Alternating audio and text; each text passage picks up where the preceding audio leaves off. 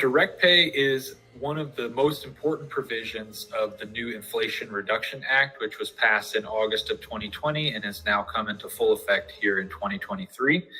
And essentially what it means is that tax exempt organizations are now eligible for the investment tax credit, or ITC. And for anybody that's, following what's going on in the solar world, this is brand new and very exciting. Essentially, we're now able to see nonprofits, churches, synagogues, mosques, and other houses of worship, municipal entities, and many other tax-exempt organizations can now get that 30% tax credit coming back to them as a direct payment. And that is just really reducing the cost of installation for solar and is increasing the return on investment for any solar array.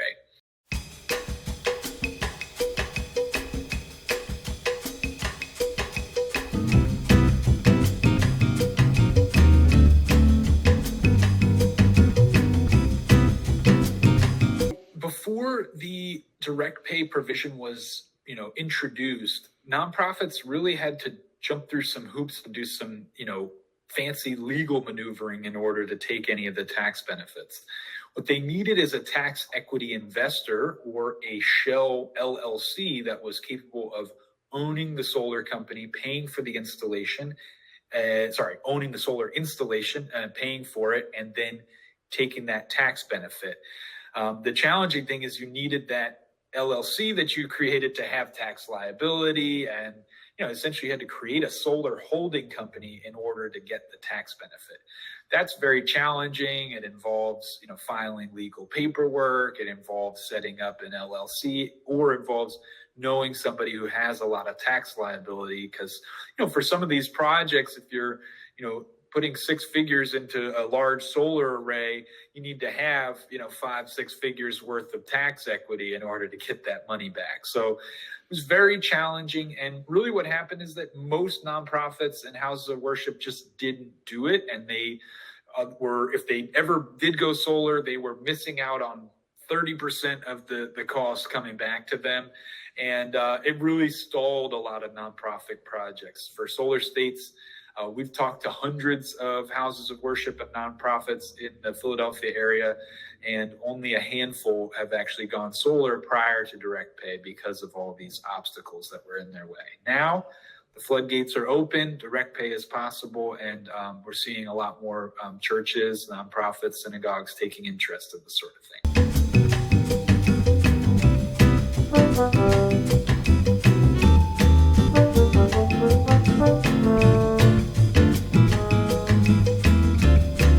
The way that it works is very similar to any solar array. You get installed, and after you're installed, there's something that's called the permission to operate, which is granted by your utility, otherwise known as PTO. This usually happens about a month after the installation. You get inspected by your local inspector, and then you get your meter swapped by the utility, and they grant you permission to operate. That PTO date is what's the date that is in effect for the tax year, and so whenever that PTO date happens, that's when you're going to file for the tax credit or the direct payment. And so the following year, you're going to say, hey, I got PTO last year for my new solar system. Now I'm going to get my direct payment. For most people, this is going to be, coming in the tax cycle. In the beginning of the year, most people file their taxes sometime between January and April. And then you get that refund check, or in this case, a direct payment, sometime in that first half of the year, after you've filed your taxes or filed for the direct pay.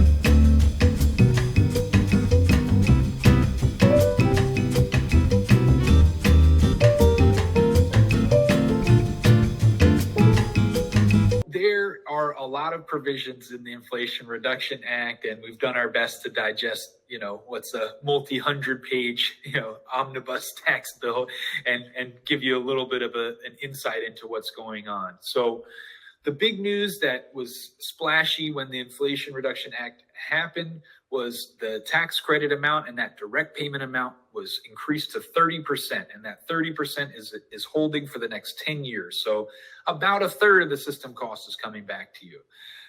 Now, on top of that, there are 3 additional adders that can increase that tax credit payment or that direct payment beyond the 30%. So one of the most critical adders that you may have heard about is referred to as the domestic content adder. Domestic content is really the Biden administration's push to have more solar panels, solar equipment, and battery technology being manufactured here in the United States. And so they are going to look at, where did you get your inverters from? Where did you get the racking from? Where did you get your solar panels from? And, as much as possible, we want to see these things produced in the United States. Now, the fact of the matter is not all of these technologies are currently being produced in the United States. And so what the direct pay is going to be tied to a certain percentage of the equipment bundle that's actually manufactured domestically. And our understanding is it's going to be upwards of 50% of the manufacturer is happening here. And they may also include close trading partners. And so this may include countries like Canada and Mexico, and we could say those may be considered part of domestic content. So you take the 30% and you get your products locally, and from domestic content, you can add another 10%, adding to 40% of the system cost coming back to you. There are 2 other really important provisions in this Inflation Reduction Act, which can increase your, adders beyond 40%. And both of these are specifically targeting, areas that have been underserved by solar in the past. And the goal here is to rectify some of the historical disinvestment that we've seen in low-income communities, in tribal communities, and in energy communities, which are, places that have previously had fossil fuel extraction and or production of coal-fired power plants and these sorts of things. So just to name how these are going to work, there is a 10% adder for any qualifying low-income community. Now, they haven't fully defined what this is going to look like, but we're most likely going to be going off of census tracts as defined in the 2020 and 2021 census. And they're going to be saying, hey, is this project something that's in a low-income community? And you can get an additional 10% adder. And, if it's actually a public housing, building or a low-income multifamily unit, you may be able to get as much as 20% on that low-income adder. So that is really huge. And we think it's so important to see low and moderate income communities able to access solar, which has been previously unaffordable. So this is really helping. And then, just to get back to this whole idea of energy transition and thinking about what are the regions of the country, what are the regions of every state that are, have been adversely affected by fossil fuel production, whether that's a coal mine, whether that's a refinery, whether that is, a pipeline coming through, something that's, very significant fossil fuel infrastructure. And so they've defined energy communities, which is again going to be defined by your census tract. And so if you are in a specific energy community, you may be able to see an additional 10%. So we're now talking about a situation in which, let's say you're a nonprofit or a church that's in a historically disinvested, low-income community that's also been facing, heavy fossil fuel infrastructure.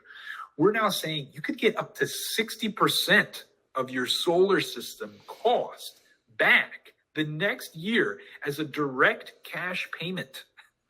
That is remarkable. And this is on top of what you're going to see in electricity savings, what you may see in SREC payments.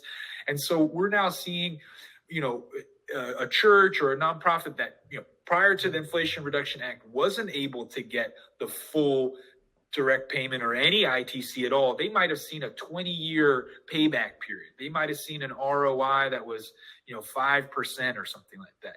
Now we're seeing 5 to 10-year paybacks, like making this much more appealing. And we're seeing things where it's 16 to 20% ROI, which is beating the stock market and the S&P 500. And so when we say that this is monumental legislation that's really going to change the solar landscape, we say that, the tectonic plates of solar have really shifted. And in 2023, now that all of these provisions have come into play, we're still learning more about it, but this is a really important time to look into solar and to look into, some of the impact of the Inflation Reduction Act.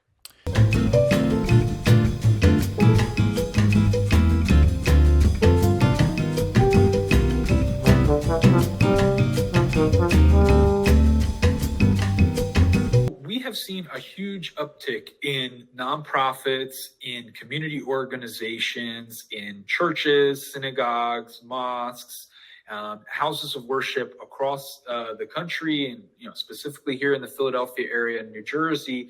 We have seen a lot more interest in solar, and we've seen that with the direct pay, the financials work out a whole lot better with solar. And so this is really what we've seen. And, coming down the pipeline with all of this is the fact that you now have municipal entities. You now have state entities, which of course are not taxed. If you have a borough hall, or you have a fire department building, or you may have even just say like a parking lot, that is owned by a municipality, or sometimes they own water treatment plants, and they may own a large tract of land somewhere that they don't really know what to do with. And until that time, if they were going to put solar on that land, there was going to be no way to really monetize any tax benefits. They were going to have to, put up the money, and then hopefully going to see all the benefit back with the electric savings and SRECs. Well, now, if you're a municipal entity or you are a state entity, you can now put solar and get a direct payment back the following year. And so, the fact that we're talking about not just 501c3, tax exempt, nonprofit, charitable institutions, but also state and municipal entities, we're going to see, really the development of solar in two areas that have otherwise struggled to get solar. Prior to the Inflation Reduction Act, solar was really happening for a lot of residential homeowners. It was really happening for a lot of commercial businesses, and there were a lot of ways to get the tax benefits and to make solar affordable. Now we're going to see public housing solar. We're going to see churches going solar. We're going to see your local nonprofits, your food banks. You're going to see all sorts of borough halls and municipal entities going solar, because these entities have already wanted to go solar. They've been beating our doors down for years, and we've shown them economic proposals that just don't add up. Now with the Inflation Reduction Act, with the direct pay and these other adders we've talked about, the financials are just really spectacular, and it's a fantastic time to look into going solar.